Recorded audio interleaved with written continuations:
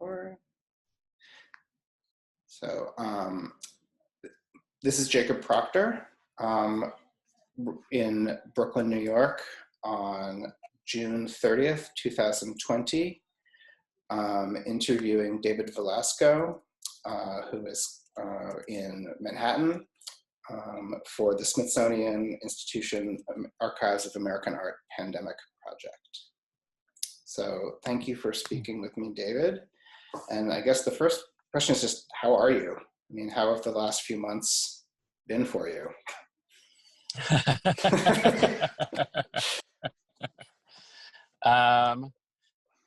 Thanks, Jacob. That's a wild question. Seems like it should be so easy to answer, but I don't know how to answer. Well, first of all, I'm the editor-in-chief of Artform magazine. I'm been responsible for shepherding the magazine through the past few months, and that's been both an incredible blessing and also, an immense challenge. But right now, how am I doing? I'm parked on the corner of Prince and Sullivan in front of a fire hydrant. I've been staying in Soho in a friend's apartment through most of the pandemic, driving back and forth between my boyfriend, Ryan McNamara's apartment in Williamsburg and here. And I'm actually totally exhausted because, despite the fact that, or not despite, but it's been a relentless few months. I think it's, but last night in particular, I was out very late at City Hall Park, where groups have set up an occupation to put pressure on the city to defund the NYPD by at least $1 billion. And I went with some friends, Nan Golden and her friend Thora Simpson, who she's been photographing through the pandemic, and a couple other friends. And we went and were there until maybe 2 in the morning or so, and then kind of got a sense that maybe we were more useful elsewhere, or awake at least the next day. So I drove them home to various parts of the city and got back home around 4. So I'm a little bit less, I feel very inarticulate at the moment, which is, it's not, I don't feel like I'm in my prime moment to be doing an interview, but at the same time, it's actually probably, a unique moment to catch me in, and because I feel like I'm very in the thick of things. Yeah. And I'm curious from your perspective,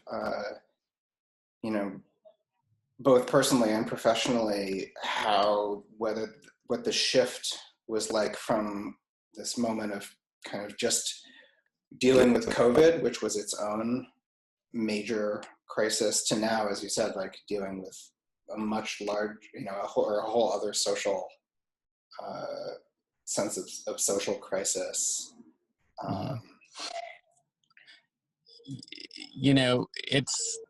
It's very strange, and I have a particular position within all of this, one that I am still trying to reflect on. I'm both a relatively protected cultural figure, in New York, and so the experience of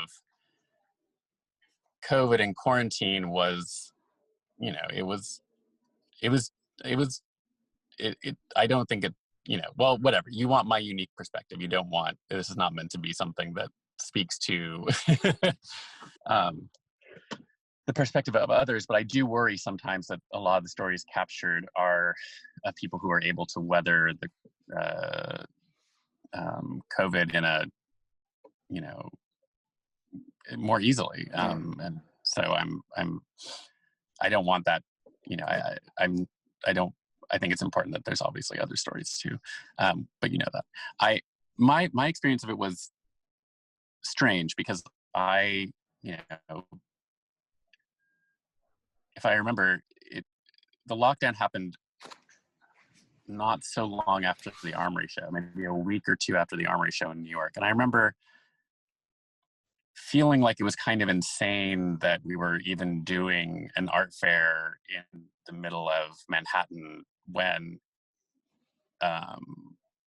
it seemed so clear that there was going to be some kind of, it seemed so clear that it was not a good idea to be having international groups mixing in close proximity without any sort of protocols or guidance. But that was the case in New York in early March, that we were, that there was a sense that, there was problems elsewhere, but it would never happen here. So, very quickly that all shifted. And, I can't remember precise dates off the top of my head, but I will say I actually had this strange, professionally it was unusual because I was, my first instinct as a magazine editor is to think, well, there's actually no better time to be a magazine editor than a time of shift and crisis, because you want to actually be able to participate in these conversations in meaningful ways, and you have a really great platform and set of resources to deal with it. So I felt sort of useful for a moment, which is nice. in the sense that I knew that, we had to turn our attention to how the art world was changing, how art might change in the moment, how people were reflecting on these changes. And, I got to be there, So, my job, which is typically very social, there's lots of social obligations. Any given night of the week before the pandemic, I would have had multiple obligations, to attend to. So I would have gone to several openings, several dinners, several, drinks with writers. It would have been an endless cascade of things that I felt like I had to do for my job. And suddenly that I was relieved of that. And that I actually experienced that at first as real release. And release from that sense that I was missing something somewhere. It was like, it's one thing to stay at home and not go out, but then to feel like, oh, I should be in the mix here or there just to know what's happening and be doing my job properly. I should be in on these conversations. I no longer felt like that.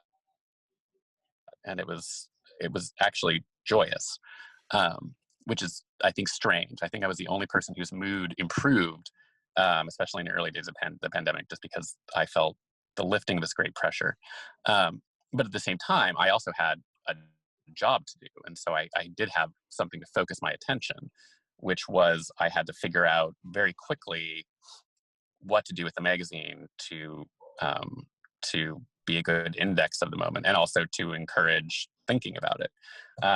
The first thing I did was I started writing the people I know and trust and care about, lots of writers and artists, and just that's my immediate instinct. And also my editors who I work with. And, we just, through general quick emails, Paul, who's a very great thinker based in Paris, wrote me to say that he contracted COVID and he was actually very sick. And he was the first person that I spoke with who had it, and or who knew they had it, who was definitely experiencing it as a real illness. So not just I've had other friends who've had it who, they didn't even know they had it, or it was very quick and light, but Paul was seriously ill. And we kept in touch, and at a certain point when he got better, I just said, I don't want to put undue pressure on, but I know that also this could be an opportunity for you to reflect. And so if there's anything you'd like to say, let me know. And he ended up sending several texts over the course of the next couple months, some longer, some shorter, one of which, Learning from the Virus, appears in the May-June issue. It's sort of a key essay in the package for that issue. And another longer one is actually in the July-August issue, which is set to go online tonight. And that's about revolution. And so, that was exciting to me to get to prompt and witness these people I really admire. I remember sitting also early on, before we really understood what we should be doing, but like right on the verge of the lockdown. I remember sitting in my friend Alex Sagade's apartment, and he was very anxious, and he also had a comic that he'd produced called The Context, which was about to be published by Primary Information. And he thought, what does this mean? Like, are things still getting printed even? Like he didn't really understand, like, as none of us did, how this would affect the things he'd been working on. And, he put several years into making this, this kind of queer, fabulous universe that he was excited to have in the world. And, it was probably 1 a.m. We were watching bad TV with some other friends. And I just asked him, how quick can you make pages? And he said, well, now I'm actually very good at it. I can make a comic page in, a few days or a week or so, depending. And I was like, why don't you just do 4 pages about the pandemic, or like what you're going through from this moment? And, he did. And they were also in that issue, and it's beautiful. So I felt like I had purpose. I said, there's a lot of people whose lives have been disrupted. I can give them an occasion to do something, a reason to, think about this from another angle, or, to feel like they're doing some kind of work. And I used that opportunity. And, I think that issue, the May-June issue, which is also, the May-June issue, I think is one of the most beautiful issues I've had the pleasure of working on. It's really, it feels like something that feels like a chorus of many voices I wanted to hear from coming together in the moment. It feels like a magazine, what a magazine should be. And that was incredible.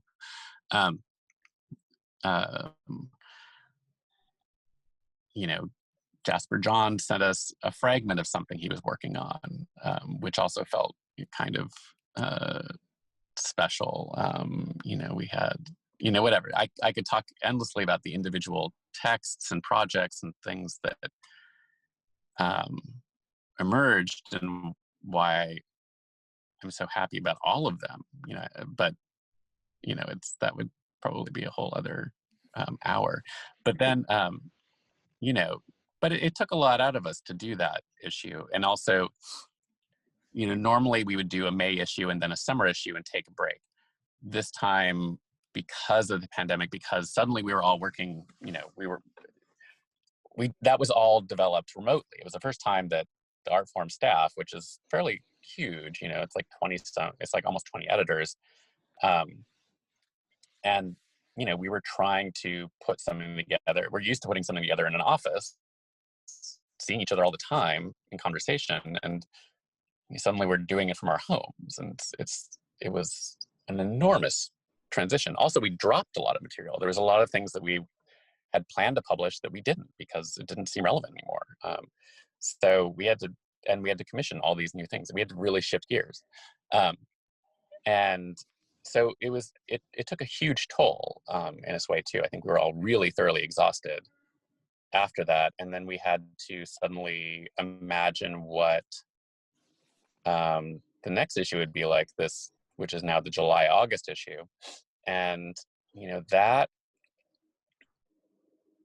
the closing week for that issue was the week of the curfew in New York. So, which of course didn't impact us in terms of our workload, but it impacted us in terms of what I wanted to see in the issue. So I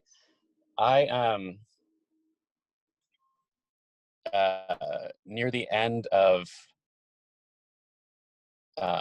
right after the May June issue came out, I'm trying to think when this was. I took a road trip. I like many people, I think I snapped. I had no idea I would be even doing here. I'm just another body in this city, another potential vector for disease. It's thinking of yourself as a vector for disease. That's been a huge transition. Like, I have never been afraid of getting COVID because of what it would do to me. That I felt, probably stupidly confident that I would experience it as, at worst, like a bad flu. Maybe I would be hospitalized, maybe something terrible would happen, but that wasn't my fear. And my fear was that I might spread it to other people. I might get it and unknowingly spread it to other people, which is a strange shift in thinking, I think, as just a subject in the world.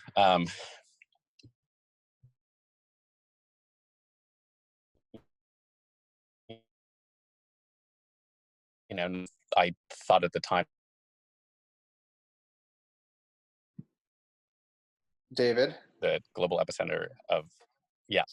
You dropped Can you out for a second. I'm hear not me? sure I lost you for about the last minute. It was very, very garbled.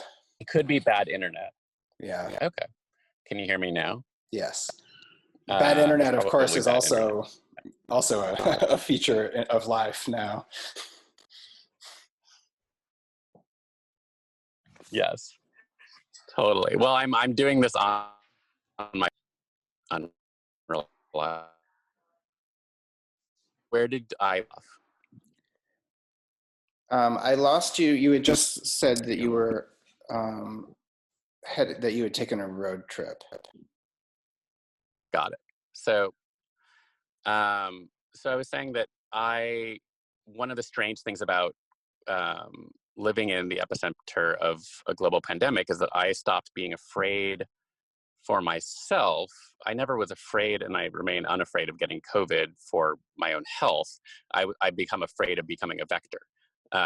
So being another body and thinking of myself as another body within bodies has, I have this, I've developed like a certain kind of apperception of my relationship to other bodies and what that could mean.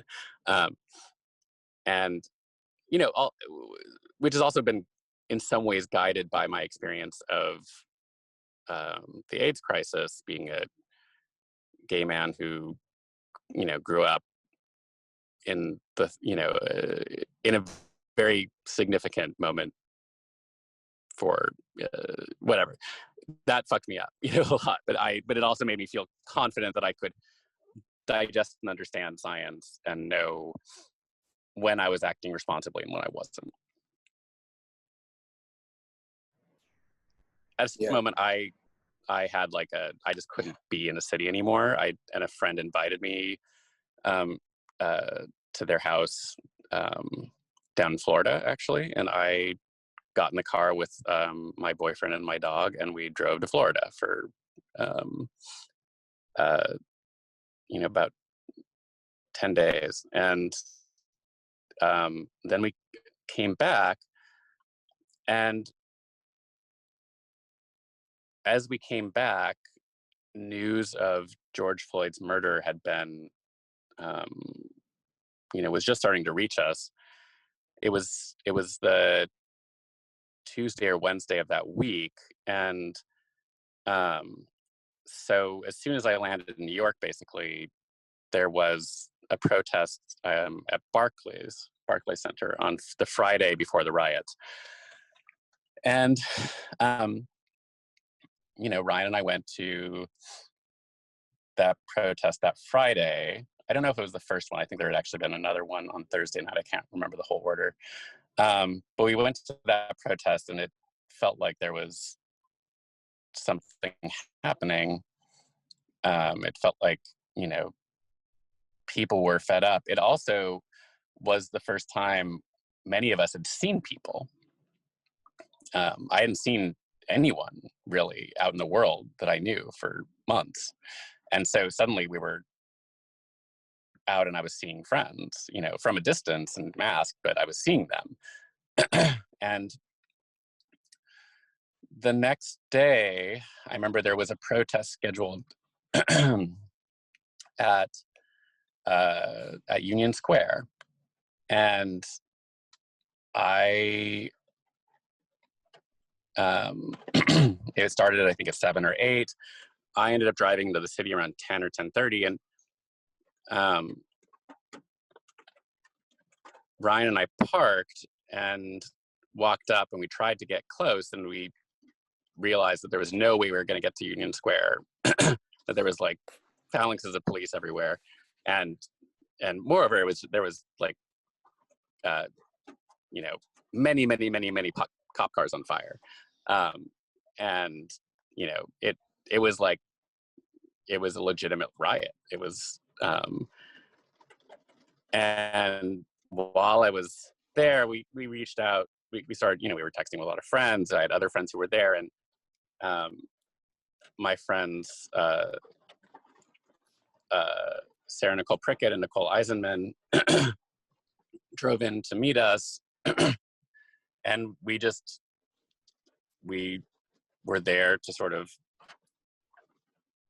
to witness. And again, it's a strange sense in the same way that, like, I think, I have a newfound sense of my body as a potential vector. I also have a more keenly developed sense of my body as a potentially useful body if there is police violence. I'm a man. I'm relatively fit. I'm brown, but I like, can sometimes, I don't think I'm like relatively light skinned, I think. And that means that, I feel a little bit more obligation to, I don't know, to be at some of these protests, especially as they get, as they escalate, as the police escalate them, to be a potential barrier. And that's a new, that's just something that, I think I've had a vague sense of before, but that's calcified in recent weeks. But so, Yeah. That night was very strange, because I felt on the one hand like I was just an observer. I was like, why am I here? I'm just witnessing this. I'm not here to actually break windows or to actually fight the police or set things on fire, but maybe I can be here in a meaningful way if I listen and I can tell where I'm useful. I don't know that I ever, I don't know if I was or wasn't useful. It was certainly, I'm glad I was there for it. Because it was just an unusual experience, and it was unusual partly because you also got to see firsthand the way in which the police weren't there to protect anyone. You know, they were there, in fact, to make things worse. And it's you know, it was a sort of radicalizing experience, I have to say. But yeah, well, that's can you hear me, by the way? Now it's raining. yeah, but I was actually going to say, I think that's a perfect, I mean, given our time constraint, I think that's actually a really perfect Place to end. yeah, I mean, it's really